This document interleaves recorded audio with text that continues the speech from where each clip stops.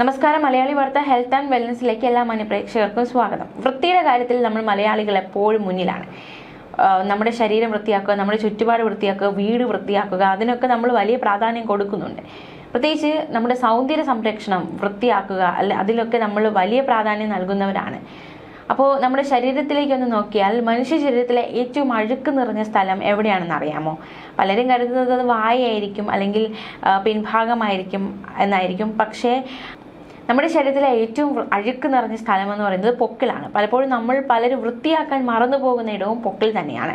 ചർമ്മരോഗ വിദഗ്ധർ പറയുന്നത് ബാക്ടീരിയയുടെ പ്രജനന കേന്ദ്രമാണ് പൊക്കിൾ എന്നാണ്. ചർമ്മത്തിന്റെ ആരോഗ്യത്തിൽ ഏറ്റവും പ്രധാനപ്പെട്ട ഒന്നാണ് പൊക്കിൾ. അത് വൃത്തിയായി തന്നെ സൂക്ഷിക്കണം.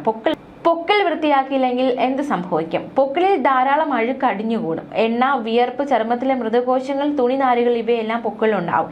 പുറത്തേക്ക് തള്ളി നിൽക്കുന്ന പൊക്കിൾ ഉള്ളവരെക്കാൾ ഉള്ളിലേക്ക് വലിഞ്ഞു നിൽക്കുന്ന പൊക്കിൾ ഉള്ളവരിൽ അവശിഷ്ടങ്ങളെല്ലാം അടിഞ്ഞുകൂടും. അഴുക്ക് നിറഞ്ഞ പൊക്കിളിൽ ബാക്ടീരിയകളും ഫംഗസുകളും അമിതമായി വളരാനുള്ള സാധ്യതയുണ്ട്. പൊക്കിൾ വൃത്തിയാക്കാത്തവരിൽ ഈ കോളിയും മറ്റ് ബാക്ടീരിയകളും മൂലമുള്ള അണുബാധ ഉണ്ടാകും. സെബേഷ്യസ് സിസ്റ്റുകളോ ഈസ്റ്റ് ഇൻഫെക്ഷനോ വരാനും സാധ്യത. പൊക്കിൾ ദിവസവും നന്നായി കഴുകി വൃത്തിയാക്കിയില്ലെങ്കിൽ എണ്ണയും വിയർപ്പും അടിഞ്ഞുകൂടി ഈസ്റ്റ് ഇൻഫെക്ഷൻ ഉണ്ടാകും. പൊക്കിൾ തുളച്ച ആഭരണങ്ങൾ അണിയുന്നവർ കൂടുതൽ ശ്രദ്ധിക്കണം. ഇവർക്ക് ബാക്ടീരിയൽ അണുബാധയ്ക്കുള്ള സാധ്യത വളരെ കൂടുതലാണ് എന്നാണ് വിദഗ്ധർ പറയുന്നത്. അഴുക്ക് നിറഞ്ഞ പൊക്കിലുള്ളവരിൽ കട്ടി കൂടിയ കല്ലുപോലെയുള്ള വസ്തു ഉണ്ടാകും. ഓംഫാലിറ്റീസ് എന്നാണ് ഇതിന് പേര്. കുറെ കാലങ്ങൾ കൊണ്ട് എണ്ണ, മൃതകോശങ്ങൾ, അഴുക്ക് ഇവയെല്ലാം കൂടിച്ചേർന്നാണ് കല്ലുകൾ രൂപപ്പെടുന്നത്. പൊതുവെ ഉപദ്രവകരമല്ല, എങ്കിലും ഇവയിൽ തൊട്ടാൽ അസ്വസ്ഥതയും സ്രവങ്ങളും വരാനുള്ള സാധ്യതയുണ്ട്. ദുർഗന്ധം, അതായത് ആളുകൾ നിങ്ങളുടെ അഴുക്ക് നിറഞ്ഞ പൊക്കിൾ കണ്ടില്ല എന്ന് വരും, എന്നാൽ അവയുടെ ദുർഗന്ധം അവർക്ക് വരും. പൊക്കിളിൽ കുടുങ്ങിയ ജീർണ പദാർത്ഥങ്ങളിൽ ബാക്ടീരിയകളും ഫംഗസും പ്രവർത്തിക്കുന്നത് കാരണം ദുർഗന്ധം വരുന്നു. പൊക്കിളിൽ ചുവപ്പ് നിറമോ വീക്കമോ അതുപോലെ തന്നെ വേദനയോ സ്രവങ്ങളോ തുടർച്ചയായ ദുർഗന്ധമോ അനുഭവപ്പെട്ടാൽ അത് അണുബാധയുടെ സൂചനയാണ്.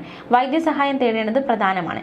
പൊക്കിളിനുള്ളിലോ പൊക്കിളിന് ചുറ്റുമോ മുഴയോ വീക്കമോ കണ്ടാൽ അത് ഹെർണിയ മൂലമാകാം. വൈദ്യ പരിശോധന ഉടൻ തന്നെ നടത്തുക.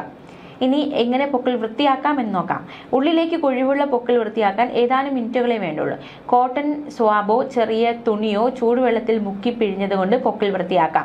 ഏതെങ്കിലും മൈൽഡായ സോപ്പ് ഉപയോഗിച്ച് തിരുമ്മിയും ഉൾഭാഗം വൃത്തിയാക്കാം. കഴുകിയ ശേഷം പൊക്കിൾ നന്നായി ഉണങ്ങിയെന്ന് ഉറപ്പുവരുത്തണം. പൊക്കിളിൽ ഈർപ്പം നിന്നാൽ ഫംഗസുകൾ വളരാൻ ഇടയാക്കും. അഴുക്ക് അടിഞ്ഞുകൂടിയതായി കണ്ടാൽ ഏതാനും തുള്ളി ഹൈഡ്രജൻ പെറോക്സൈഡ് ഇറ്റിച്ചാൽ അഴുക്ക് പോകും. പുറത്തേക്ക് ഉന്തി നിൽക്കുന്ന പൊക്കിളാണെങ്കിൽ സോപ്പും വെള്ളം ഉപയോഗിച്ച് തിരുമ്മി കഴുകാം. അതിനുശേഷം നന്നായി വെള്ളം കൊണ്ടുലച്ച് കഴുകാൻ ശ്രദ്ധിക്കണം.